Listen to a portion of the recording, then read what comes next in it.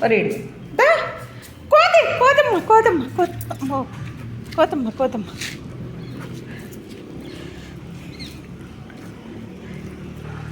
చిలక తల్లి నువ్వు మన ఇంటికి రావట్లేదు కదా. అమ్మ డాబా మెట్లు ఎక్కితే చాలా వచ్చేస్తుందండి బాబు. హలో అండి, అందరికీ నమస్కారం అండి. అందరూ బాగున్నారా? పామాయిల్కి వెళ్ళండి. నాకెందుకో ఎక్కడ కూడా రైతుని కొంచెం అంటే అన్నను కానీ కొంతమంది ఉంటారేమో రైతుల్ని తక్కువగా చూడడం అనిపిస్తుందండి. రైతు ఎంత కష్టపడితే మనకి చేతికి పంట వస్తుందో తెలుసా అండి.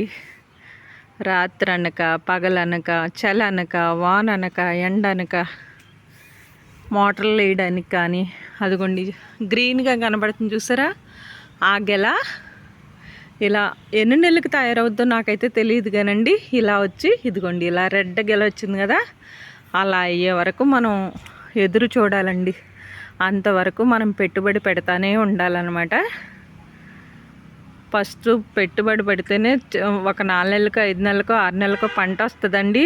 వాటి కోసం 1000 కళ్ళతో ఎదురు చూడాలండి.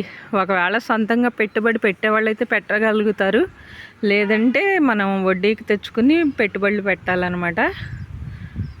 ఇప్పుడు పామాయిల్కి అయితే ఏ నష్టం ఉండదు కానండి. అదే మొక్కజొన్నని లేకపోతే ఇంకా బేరన్ తోటలని ఇంకేవేవో ఉంటాయి కదా, అలాంటివి అయితే వర్షాలు గట్ట పండి అనుకోండి, శనగ చేను కానీ ఇంకా చేతికొచ్చే టైంలో వడ్లు చేతికొచ్చే టైంలో వర్షాలు పడితే ఇంకేం లేదండి, ఇక రైతు కుదేలు అయిపోవడమే అనమాట.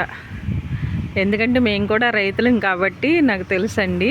ఇదివరకు అన్నీ చేసేవారండి, ఇప్పుడు మొక్కలు పెరిగిపోయినాయి కాబట్టి పాపం ఇప్పుడు వర్షాలు వచ్చినాయి అనుకోండి, మాకు వడ్లు అవి లేకపోయినా అమ్మో అందరు వడ్లు తడిసిపోతాయేమో, లేకపోతే అందరు మొక్కజొన్నలో బాబు ఏమైపోతాయేమో ఇలా అనుకుంటానే ఉంటానన్నమాట అండి.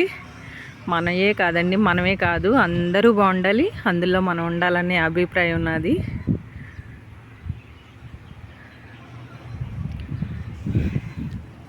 కోకో అండి, కోకో కూడా చాలా కష్టం అనమాట కొయ్యడం. కానీ అమ్మో గిన్నె వెళ్ళిపోయిందనమాట అవతలకి. అయ్యమ్మో పెద్ద గిన్నె.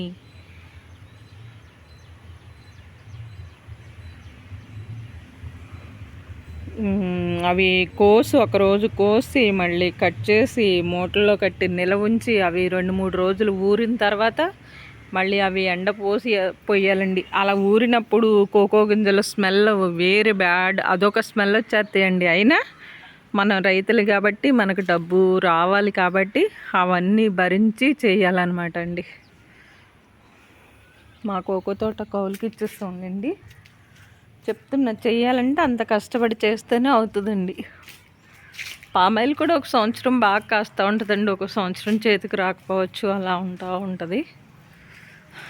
ఈ చెట్టుకి వెళ్ళ బాగా వచ్చినాయి చూసారు, అదిగోండి బాగుంది, ఇది బాగా వచ్చింది అనమాట. ఈ చెట్టు చూసారా అంతగా రాలేదనమాట, అలా ఉంటుంది.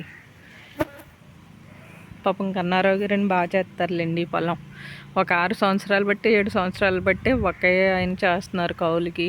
మాది కదండి, పక్క వాళ్ళు ఎవరిదో వేరే ఊరు వాళ్ళది.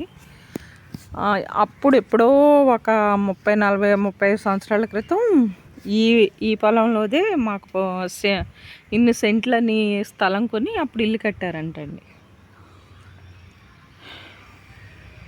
అదిగోండి మళ్ళీ ఆ చెట్టు చూసారా బాగుంది కదా. అలాగా ఒక చెట్టు బాగా కాపొచ్చేద్దండి, ఒక చెట్టు రాకపోవచ్చు అనమాట.